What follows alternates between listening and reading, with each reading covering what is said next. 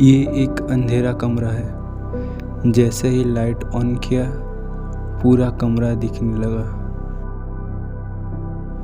कोई भी ऑब्जेक्ट हमें सिर्फ तभी दिखाई देती है जब लाइट उससे रिफ्लेक्ट होके हमारे ओर आता है, और जो चीज़ लाइट को रिफ्लेक्ट कर सकता है वो कहीं ना कहीं यूनिवर्स में अपना कुछ स्पेस ऑक्यूपाई कर रहा होता है, and it's also have some certain amount of मास।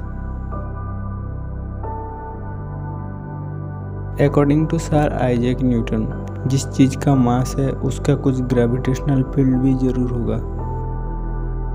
इसका मतलब है हमारे यूनिवर्स में, हमारे सराउंडिंग में जो भी दिखता है उसका कुछ मास, स्पेस और ग्रेविटेशनल फोर्स ज़रूर होगा।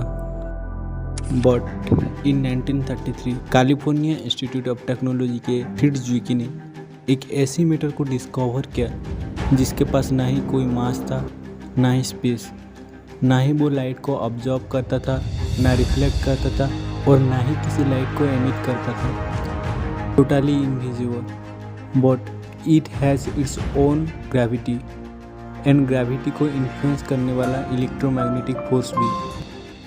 साइंटिस्ट इसे नाम देते हैं द डार्क मैटर।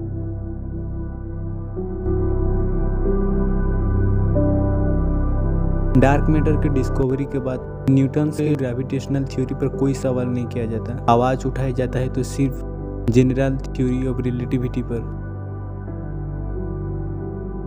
जो कुछ ही साल पहले 1915 में ग्रेट साइंटिस्ट अल्बर्ट आइंस्टाइन ने दी थी। थ्योरी के मुताबिक मैटर के मास के अनुसार स्पेस फैब्रिक में कर्व क्रिएट होता है, और उसी कर्व रीजन के अंदर कोई ऑब्जेक्ट रख दिया जाए तो उसे एक सेंट्रीपिटल फोर्स सेंटर के तरफ खींचने लगेगा, जिसे कहते हैं ग्रेविटेशनल फोर्स, और उसी कर्व रीजन को कहते हैं ग्रेविटेशनल फील्ड। लेकिन डार्क मैटर की डिस्कवरी की वजह से बार बार इस थ्योरी पे चैलेंजेस आ रहे थे। तब आइंस्टाइन थियोडोर कालुजा और ऑस्कर क्लेन की जॉइंट थ्योरी की मदद लेते हैं। कालुजा क्लेन की जॉइंट थ्योरी ये कहता है कि जब दो ऑर्डिनरी पार्टिकल आपस में हाई इंटेंसिटी से टकराते हैं तो वो एक ऐसे पार्टिकल को जन्म देते हैं जो 4 डायमेंशनल यूनिवर्स से जंप करके 5 डायमेंशनल यूनिवर्स में चला जाता है।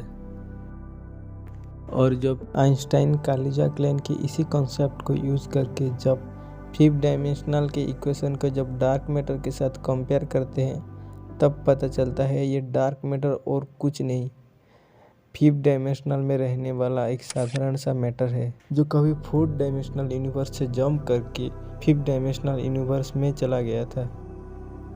आइंस्टाइन इसे मैथमेटिकली प्रूव करते हैं और बताते हैं वही मैटर का हायर डायमेंशन में मास 1000 टाइम बढ़ जाता है, जिसके वजह से स्पेस कर्व क्रिएट होता है, और पूरे ब्रह्मांड में अप टू 10th डायमेंशन होने के अनुमान लगाया जाता है। वीडियो में आगे आने वाले कॉन्सेप्ट को समझने के लिए आपको डायमेंशंस का कुछ बेसिक पता होना चाहिए। अगर कोई स्पेसिस 2 डायमेंशनल यूनिवर्स में है तो वो 0 डायमेंशनल और 1 डायमेंशनल ऑब्जेक्ट को देख सकता है। अगर कोई स्पेसिस 3rd डायमेंशनल यूनिवर्स पे रह रहा है तो वो 1 डायमेंशनल, 2 डायमेंशनल और 0 डायमेंशनल सारे ऑब्जेक्ट को देख सकता है। और ये हमारा यूनिवर्स है जहाँ पे 3 डायमेंशनल तक हम सारे स्पीसीज को देख सकते हैं।